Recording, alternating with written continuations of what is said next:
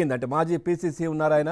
So ఇంతకాలం స్తబ్దుగా ఉంది ఆ పార్టీ మొత్తం కూడా, ఎక్కడ ఎక్కువగా యాక్టివ్గా కనిపించలేదు. కానీ ఇప్పుడు ఆ పార్టీకి సంబంధించిన లీడర్లు అందరూ కూడా, అంటే సీనియర్ పొలిటీషియన్స్ అందరూ కూడా బయటకు వస్తున్న పరిస్థితి ఎట్లా చూస్తారు?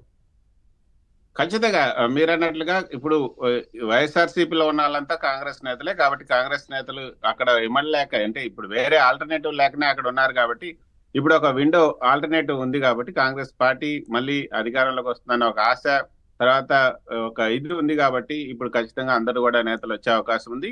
అందరూ కూడా ఈసారి చాలా సీరియస్ గానే తీసుకుంటున్నారు. కాంగ్రెస్ కి ఒక కొత్త నూతన ఉత్తేజం అయితే వచ్చే అవకాశం ఉంది. షర్మిల కనుక ఏపీ పిసిసి అధ్యక్ష బాధ్యతలు కనుక నిర్వర్తిస్తే, అందుకే ఆ దిశగానే రాహుల్ గాంధీ, మల్లికార్జున్ ఖర్గే కూడా ఖచ్చితంగా వైఎస్ఆర్ బిడ్డగా షర్మిలను పార్టీలోకి తీసుకొస్తే వైఎస్ఆర్ లెగసీని ఆమె కంటిన్యూ చేస్తుంది. వైఎస్ఆర్ ఉన్నప్పుడు కాంగ్రెస్ పార్టీ ఏ విధంగా ఒక వెలుగు వెలిగిందో ఇప్పుడు కూడా అదే వెలుగు వెలగబోతుంది ఏపీలో అన్న ఒక ఆశాభావం అయితే కాంగ్రెస్ పార్టీ నేతల్లో ఉంది. అయితే ఇప్పుడు కాంగ్రెస్ పార్టీలో షర్మిల చేరిక కాంగ్రెస్ పార్టీకి ఎంత లాభం జరుగుతుంది అన్న విషయాన్ని మనతో చర్చించడానికి షర్మిలకు అతి దగ్గరగా ఉన్నటువంటి నేత, మాజీ కాంగ్రెస్ నేత, ఇప్పుడు కూడా కాంగ్రెస్ నేత అని చెప్పొచ్చు. ఇప్పుడు కాంగ్రెస్ పార్టీ ఏ పార్టీ అని కూడా కేవలం కాంగ్రెస్ పార్టీ అని గోనె ప్రకాష్ రావు గారు మనతో ఉన్నారు. వారిని మరిన్ని వివరాలు తెలుసుకున్న గోనె ప్రకాష్ రావు గారు నమస్తే. సో మీరు చూడొచ్చు, ఈ రోజు కాంగ్రెస్ పార్టీలో షర్మిల చేరారు అఫీషియల్ గా. సో కాంగ్రెస్ పార్టీలో ఆమె చేరటం వల్ల ఏపీ కాంగ్రెస్ కి ఎంత లాభం చేకూరే అవకాశం ఉంటుంది? ఒకటి, మీరు నన్ను కాంగ్రెస్ అన్నారు, నేను కాంగ్రెస్ కాదు. 2013 నుంచి నేను ఏ పార్టీలో లేను. జగన్మోహన్ రెడ్డి గారు సమైక్య నిర్ణయం తీసుకున్న తర్వాత జూలై 27, 2013లో దాని తర్వాత ఏ పార్టీకి అటాచ్ లేకుంటున్నాను. నేను ఖచ్చితంగా కాంగ్రెస్ అభిమాని.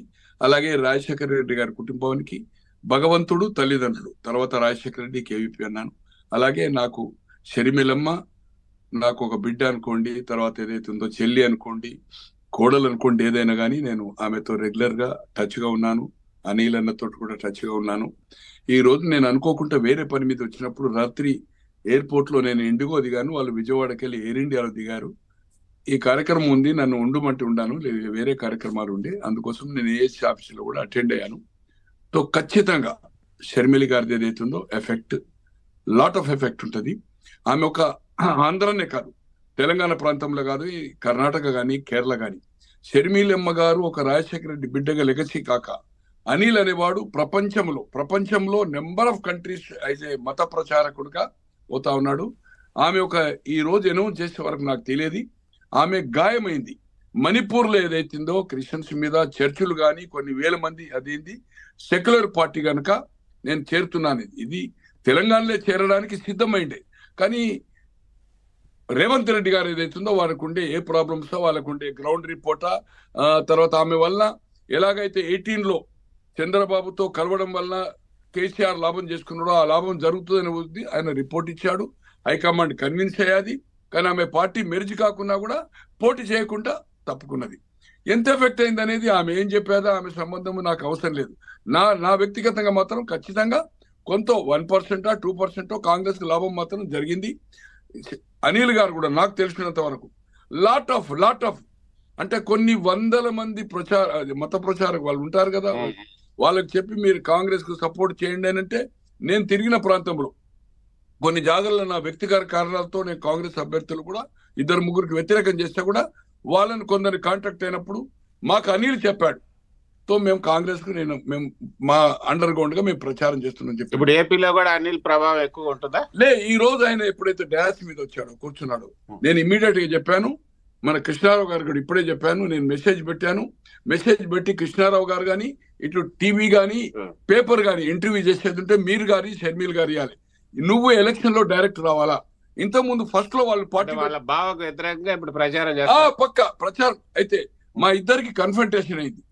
నేను దాన్ని ఒక ఈ టీవీలో ఓవర్ అంబిషియస్ అనేది అనిల్ అని చెప్పాను. ఆయన నాకు ఒక మెసేజ్ పెట్టాడు, నేను ప్రీస్ట్ ను మత ప్రచారకుని, నా గురించి మీరు తప్పుగా ఇంటర్వ్యూ ఇచ్చారని చెప్పిండు. నేను చెప్పాను, పాలు ప్రపంచం అంతా ఫేమసే కదా, పాలు పార్టీ పెట్టిండు కదా, మత ప్రచారకులు ఎక్కడ పార్టీలో రావద్దని లేదు, కానీ నాకు తెలిసినంత ప్రభావము ఓన్లీ షర్మిలికే బ్యాక్ ఉంటాడు.